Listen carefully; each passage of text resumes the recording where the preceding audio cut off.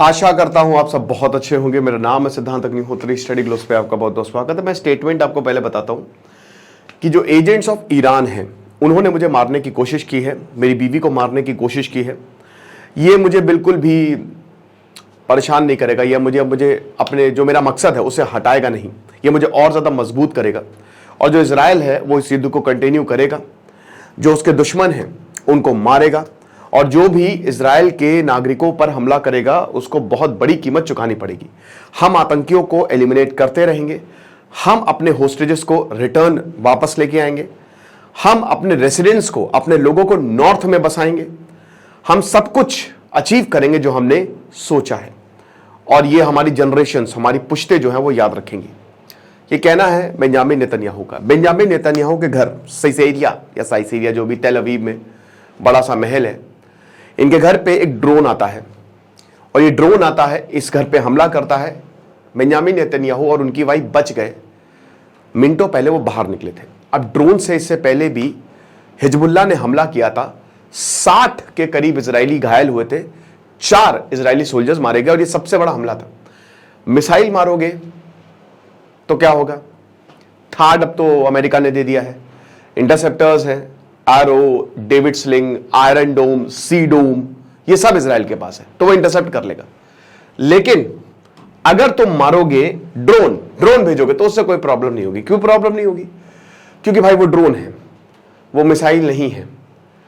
तो ड्रोन जाएगा, अगर आप उसको नहीं पकड़ पाए तो वो घुस जाएगा और आसानी से एकदम चलते चलते गया ड्रोन और बच गए बेंजामिन नेतन्याहू। अब देखिए, ये एक असैसिनेशन अटेम्प्ट है और ये आगे भी होते रहेंगे।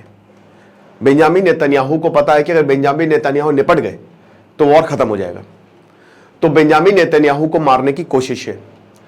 अब इसमें, इस स्टेटमेंट में एक चीज देखने वाली है, इन्होंने ईरान का नाम लिया है, यानी कि गुस्सा शांत नहीं है।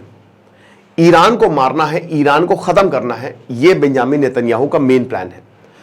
वो तो पूरी दुनिया के प्रेशर में बेंजामिन नेतन्याहू रुक गए हैं। ऑलरेडी गाजा में एक भूखमरी जैसे हालात हो गए हैं। गाजा में जितने भी लोग हैं, ठीक है, वो मरने की कगार पे हैं क्योंकि वहां पे कुछ नहीं बचा है, सब खत्म हो गया। लेकिन अब इजराइल रुक नहीं रहा है। याह्या सिनवार को परसों मारा, हर किसी ने यह सोचा कि अब इजराइल रुक जाएगा, एवरीवन वाज सेलिब्रेटिंग, नहीं रुके। बेंजामिन नेतन्याहू ने कहा हम युद्ध को कंटिन्यू करेंगे। यहां पे हमास को पूरी तरीके से खत्म कर दिया, लगभग काय का सीज फायर। अब सीज फायर किससे करोगे? कोई बचा ही नहीं वहां पे। भाई जनवरी से शुरुआत हुई थी, साला अल हरूरी को मारा सबसे पहले, जो फाउंडर था हमास का, मिलिट्री विंग का, खत्म कर दिया जनवरी में इसी साल। उसके बाद मार्च में आ जाइए, मारवानीसा को मारा जो डेप्यूटी कमांडर था हमास का।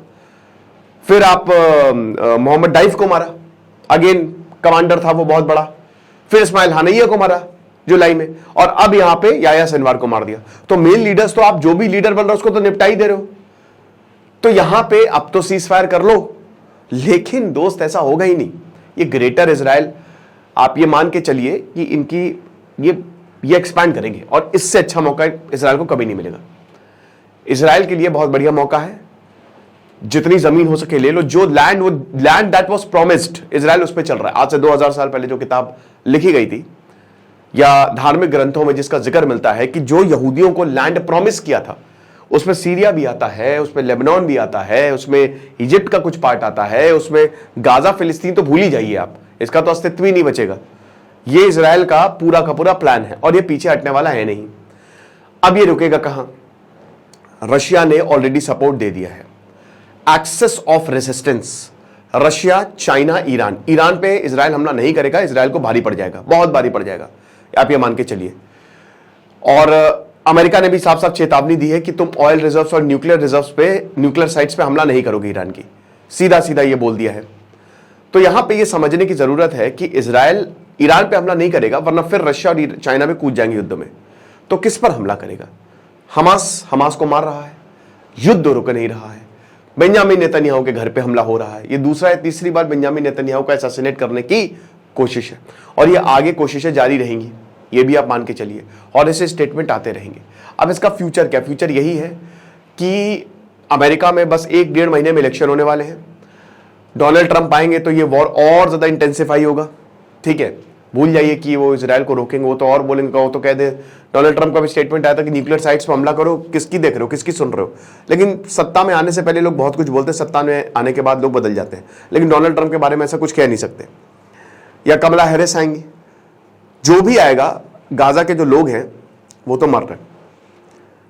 और इस समय एक बहुत बड़ी भुखमरी जो है, अब देखिए, वैसे तो अमेरिका ने अल्टीमेटम इजराइल को दिया था अभी कि तुम जो भी ह्यूमैनिटेरियन एड जा रही है, अगर तुम उसको रोकोगे, हम 1 महीने का टाइम देते हैं, और अगर तुमने उसको रोका, क्योंकि इजराइल ऐसा कर रहा है, तो फिर हम तुमको हमारी जो फंडिंग है हम कट कर देंगे, यानी कि जो हम हथियार दे रहे हैं हम कट कर देंगे।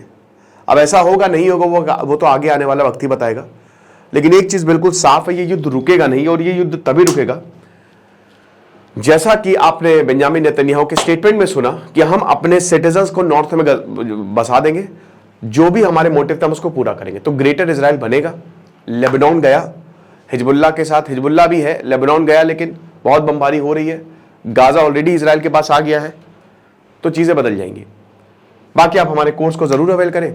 अब बस कुछ ही दिन रह गए हैं। स्किल कूपन कोड यूज करें, 400 रुपए का कोर्स है, यूट्यूब की सारी बारीकियां आप सीख जाएंगे। Thank you so much.